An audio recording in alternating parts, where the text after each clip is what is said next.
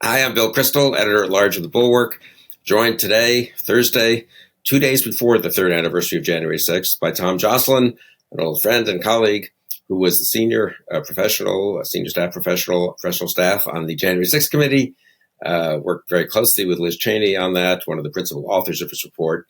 Probably knows more about January 6th than anyone else I know.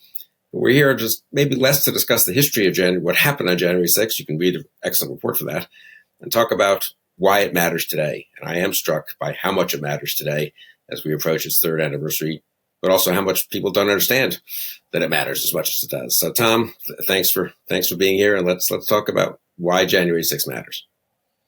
Yeah, well, thanks for having me, Bill. Yeah, it's been a long time. I think when we first started working together, probably close to 20 years ago now, I don't think we'd ever imagined we'd be here sitting talking about an event like January 6th, or the fact that the leading Republican candidate for the nomination for the president of the United States would be the chief instigator of January 6th and would still very much be politically alive and well, and potentially could be elected once again as president of the United States. I mean, to me, it's all still pretty shocking, and I don't allow it to be anything other than shocking. I think I wish more people were still shocked by it, quite frankly. Isn't it unbelievable? I mean, January 6th happened, and there was that 24, 48 hours, maybe up to a week almost, where, oh, well, that's it for Trump, and maybe he won't be impeached or convicted, but surely, and here he is, the prohibitive favorite in Iowa, very likely to be the Republican nominee. I think you're absolutely right. People are not shocked enough by all this coverage of Iowa, and people aren't saying this guy who's leading by 25 points is the instigator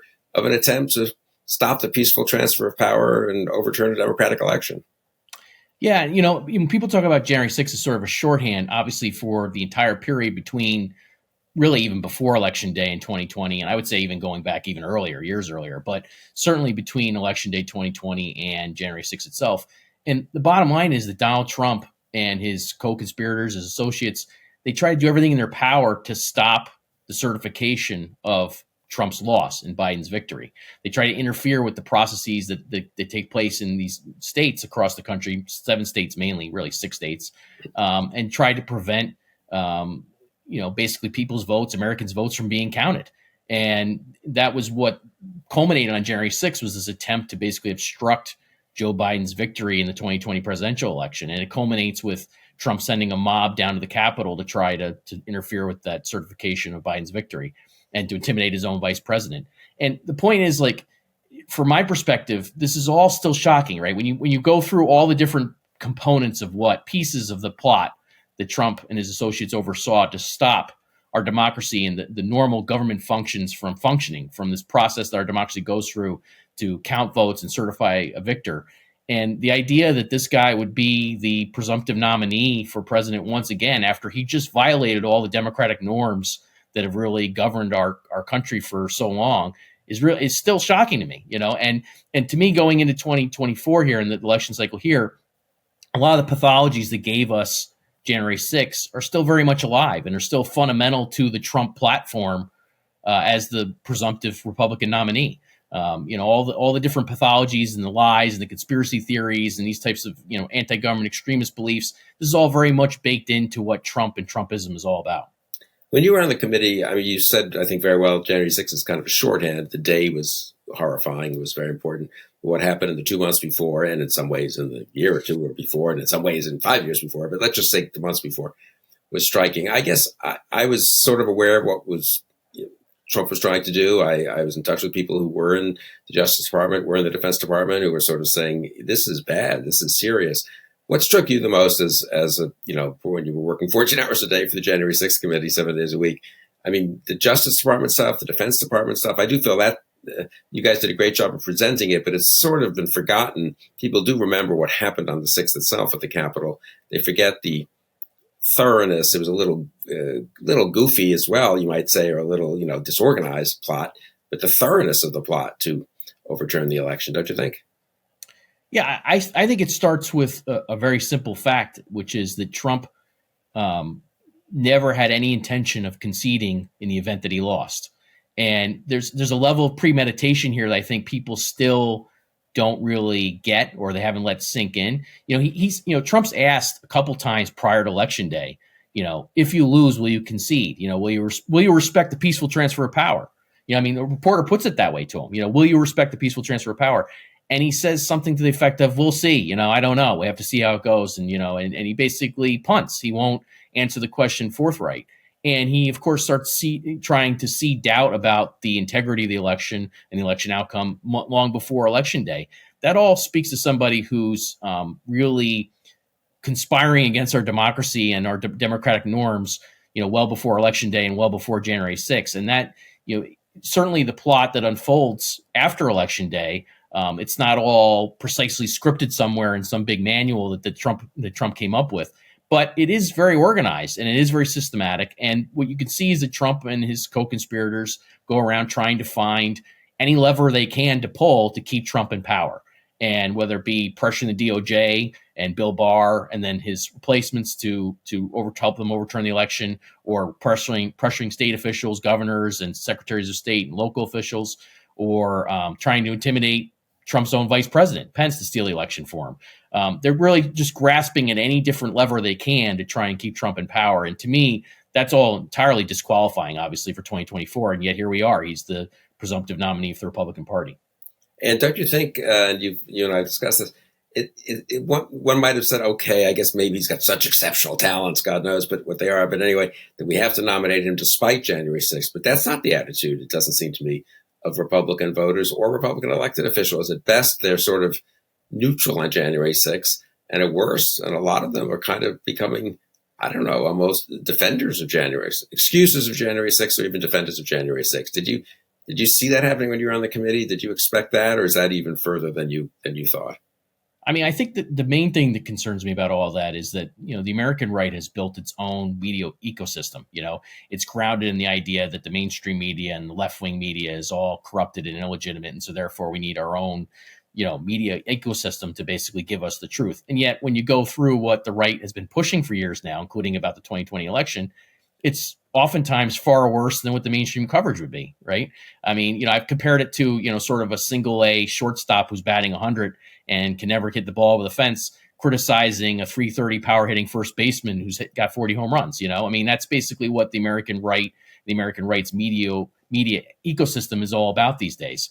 And, what bothers me is that when you look at sort of where the energy is on the right, where you look at what's animating sort of the new right that's really replaced the old conservatism, a lot of it is January 6th denialism. A lot of it is conspiracy theories. A lot of it is trying to absolve Trump of any responsibility for January 6th and put that responsibility on anybody else, including fictional deep state actors, And when you look at right-wing media, a lot of that exists, that sort of narrative or that drive is far more prevalent than any kind of real accountability or recognition of the gravity of the political sickness that gave us January 6th. And I think, don't you think the January 6th denialism morphs into the authoritarianism, sometimes almost proto-fascism of Trump and some of his surrogates? That is to say, once you start down this path of, well, we're going to overturn the election, and then it was right to kind of overturn the election, the whole system's illegitimate, then you get the Trump, stuff about we're going to destroy the civil service, and I'm going to weaponize DOJ and go after my opponents and go after the media.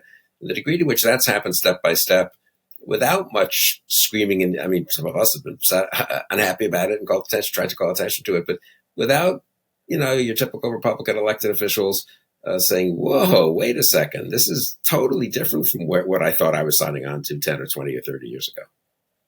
Yeah, I mean, look, a big part of the story of January 6th and the lead up to January 6th is that Trump turns on anyone, literally anyone, who will not do his bidding to overturn the election, right? Whether it's his own vice president, Mike Pence, whether it's Bill Barr as attorney general, or it's state officials, governors, secretaries of state, anybody, you can put together a very comprehensive list of Republicans across the country who Trump ends up verbally attacking, and really sort of instigating mobs against because they won't do his bidding to help overturn the election. That's the essence of authoritarianism, right? I mean, there was some debate a while ago about whether or not Trump is an autocrat or an aspiring autocrat. He puts the auto in autocrat because it's literally only about him, right? I mean, the bottom line is you can have somebody who, and this is, again, something everybody recognizes, but still, to me, it still should be shocking. Mike Pence was as servile and as loyal to Trump as one could possibly be for 4 or 5 years up to January 6th, somewhere in there, several years. Obsequious, even, to Trump, as servile as one can be. And yet the one thing he wouldn't do for Trump was he wouldn't overturn the election. And for that, Pence has been cast out of MAGA world and is no longer welcome and is a rhino and is all these other things that Trump and his followers will call him, right? That to me is the essence of autocracy. Even his own vice president, who was with him throughout all the other shenanigans, all the other bad stuff that Trump did, and was loyal to him throughout that entire time, purely because he wouldn't violate his oath to the Constitution and overthrow an election, purely for that one fact alone, Pence is out and ends up becoming a minor candidate for the Republican nomination and can't even get any traction within the Republican Party. That's a pretty dire situation. That's a pretty dramatic example of what sort of autocrat Trump really is.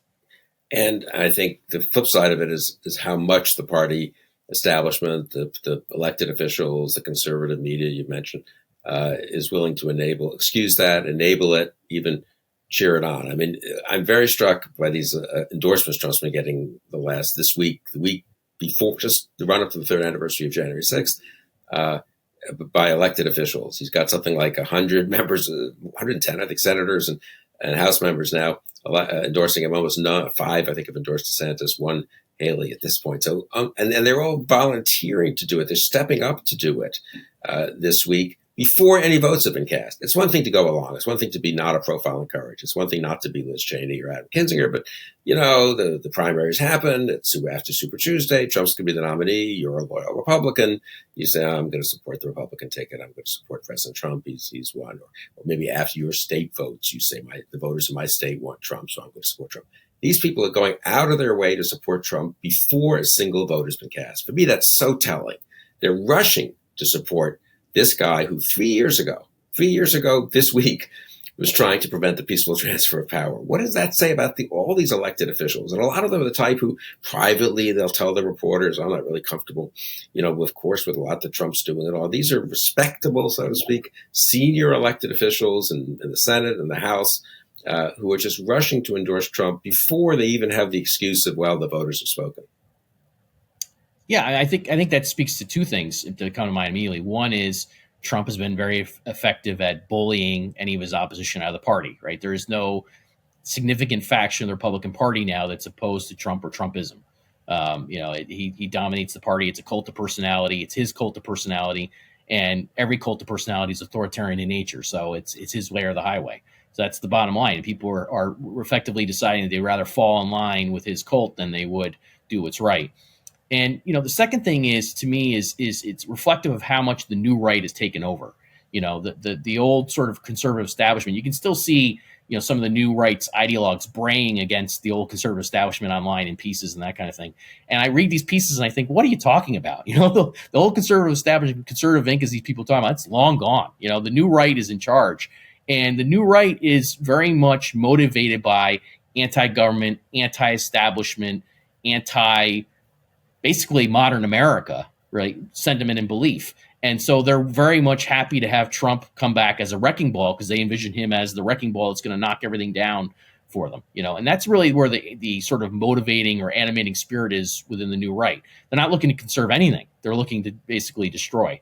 And they see Trump as the ultimate destroyer for them. And you can see that, by the way, talking about shocking, right, Bill? Think about this. So Steve Bannon, tells John Carl, the ABC News reporter who has some great books on Trump and his presidency.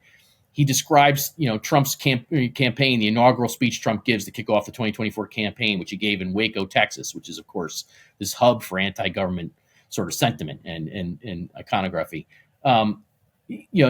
Steve Bannon, who's a leading ideologue on the new right, he describes Trump's speech as the come Retribution speech, which is reflecting a Confederate Secret Service plot. This is the name of a Confederate Secret Service plot to kidnap Abraham Lincoln and hold him hostage.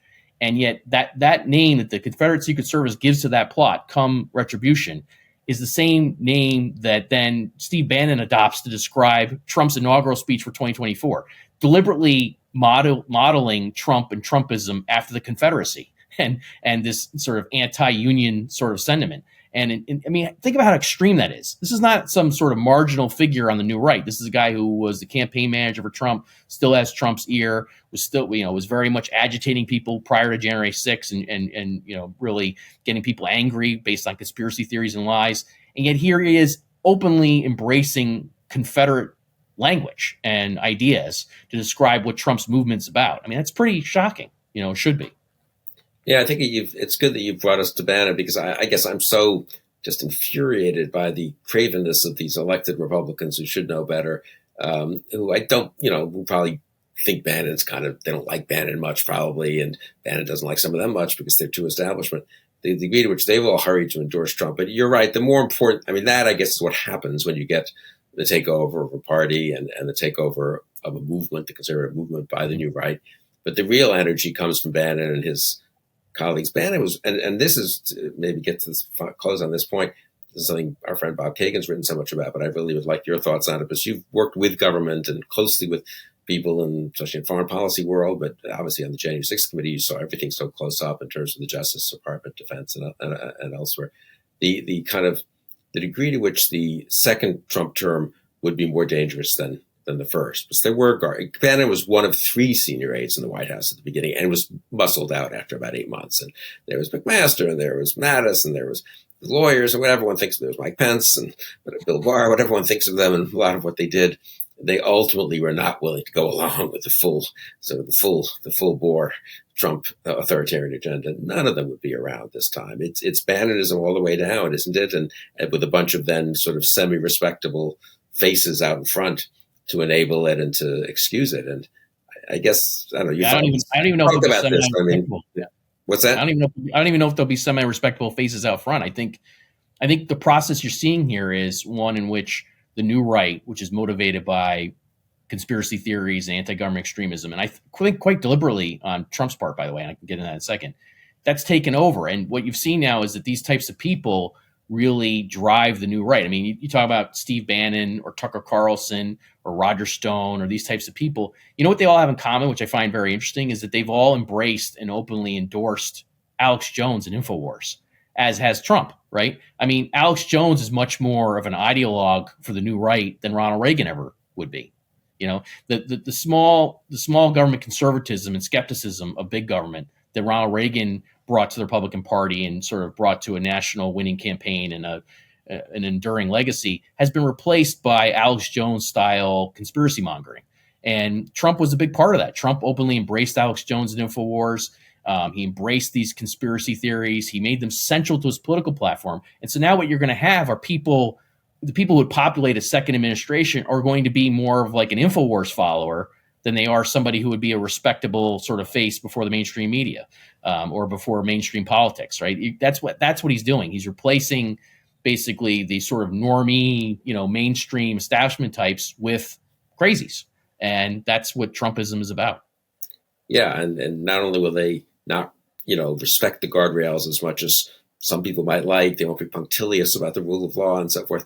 It's not just they hate the guardrails, right? I mean, their mission in life is to destroy the guardrails. Yeah. It's like the Alex Jones thing is amazing, right? This repulsive guy who, makes life miserable for the parents of the children who were killed in Sandy Hook and who lies and is, as you say, a total conspiracy monger and so forth. He's fine with Trump and Bannon. I mean, yeah. Listen, Trump, when in December 2015, I always point to this over and over again. There's actually a really good PBS Frontline documentary on this, and there's a lot of other good details on this. And it's in the report, incidentally. You can find it in the January 6th Committee's report. I have an idea how it got in there. But one of the things about Alex Jones that's so important in Trump is that Trump embraces him in December 2015. He goes on InfoWars in December 2015 when he's a Republican candidate, and he heaps praise on Alex Jones, and he invites Jones's InfoWars audience into his political coalition, and he makes them a key part of his new political coalition that he's going to use as a sledgehammer to displace the old right, the old conservatism, And the bottom line between all the conspiracy theories you hear about from Alex Jones, whether it be Sandy Hook, which you mentioned, or the 9/11 trutherism, or the January 6th trutherism, you can hear from those channels and those quarters. What do they all have in common? they're all rooted in anti-government extremism. The government is some big conspiracy against the American people, and therefore it's illegitimate. And you hear these people talk about it as being a regime, right? The implication is it's a regime that should be overthrown.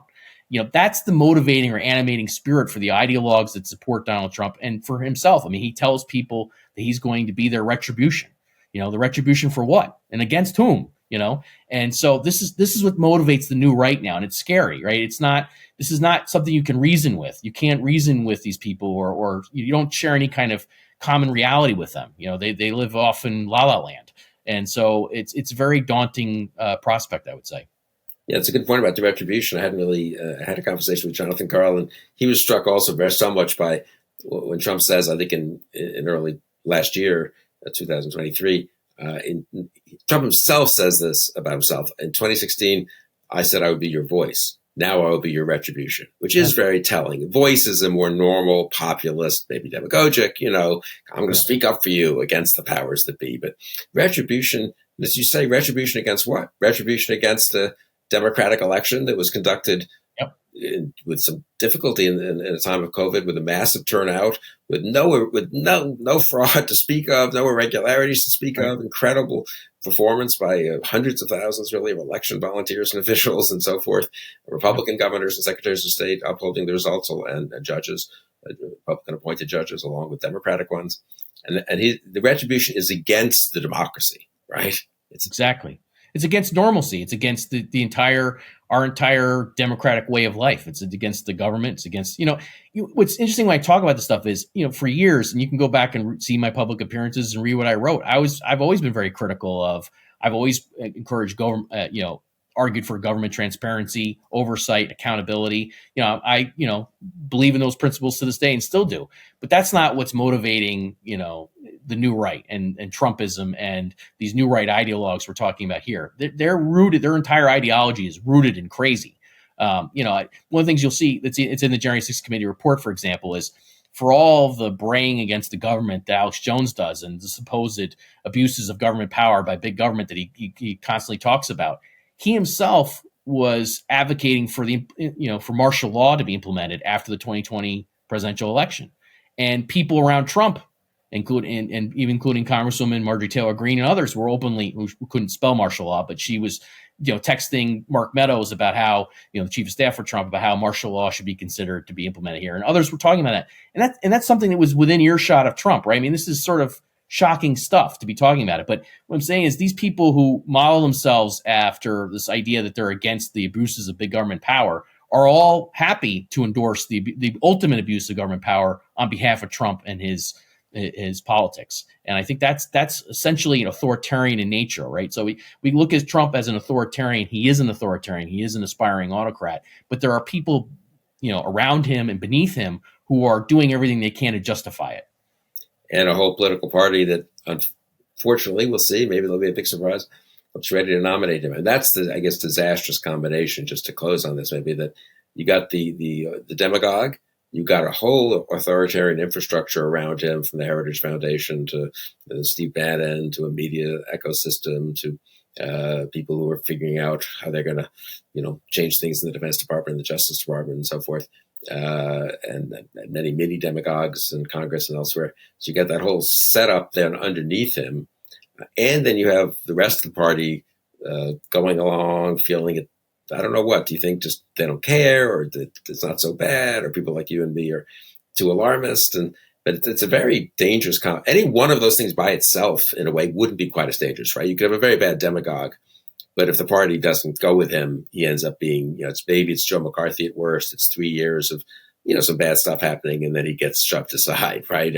Or it's, you could have some of the you've always had authoritarian impulses on the right and the John Birch Society and stuff, but when they're plugged into a presidential candidate who's also the front-running candidate, who's also the former president, who also has a giant media ecosystem under him, I do think, I'll just close on this. I'll ask you, I do feel like you did great work on January 6th committee report, but people do not understand how serious the threat is. Yeah, I mean, I think, people would talk about the January 6th attack itself, for example, and part of what I point out is, and they'd say, well, a lot more people weren't killed. It wasn't as deadly as other attacks. And I totally agree with that. I don't compare it to 9/11 or to Pearl Harbor or anything like that. because the point of January 6th wasn't to kill as many Americans as possible, it was to kill our democracy. And the bottom line is that Trump only announces the January 6th quote unquote protest, the wild rally, as he called it on what was then Twitter, on December 19th. And in 2.5 weeks, you can see this in the report, just 2.5 weeks, right-wing extremists who see them as their leader and there's this call and response dynamic between him and them, right? Including the Proud Boys and the Oath Keepers and others. They organize a plot, particularly the Proud Boys, to overrun security and allow the stream of Donald Trump supporters to overrun the Capitol in just 2.5 weeks. And so for the first time in American history, the peaceful transfer of power is interrupted, and again, all that culminates in 2.5 weeks. Give these forces longer to plot, to conspire, to organize, to come up with even more dramatic means, and God only knows where we end up. When you have an authoritarian, the power of the presidency, this is something you can see in the January 6th committee report. You can look up bully pulpit, right? I keep using that phrase because it's something not to be underestimated, right? When the power of the president, the platform the president enjoys is the most powerful platform on this earth.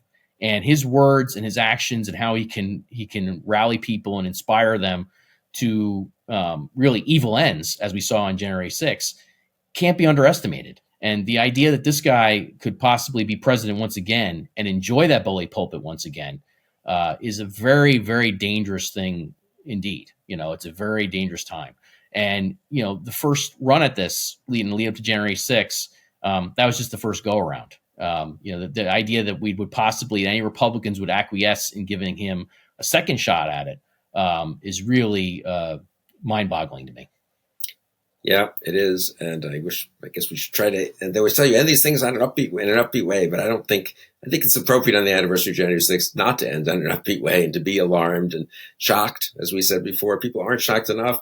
And here he is, the leading candidate for the Republican nomination. But maybe it won't happen, and maybe he'll be defeated, of course, in the general, and maybe more people will get shocked as they kind of really are forced to focus on the implications of what giving him another term would be. But I guess that's our job for the next 10 months, right? Yeah, I'm an optimist by nature, but I'm not optimistic right now until this threat has receded and is defeated. So, but my view is that it's all hands on deck through November of 2024 and possibly thereafter. Well said. Tom, Joscelyn, thanks for everything you've done, especially on the January 6th committee, where you really did. I know how hard you guys worked. It wasn't always easy. And thanks for doing that. And thanks for joining me here today.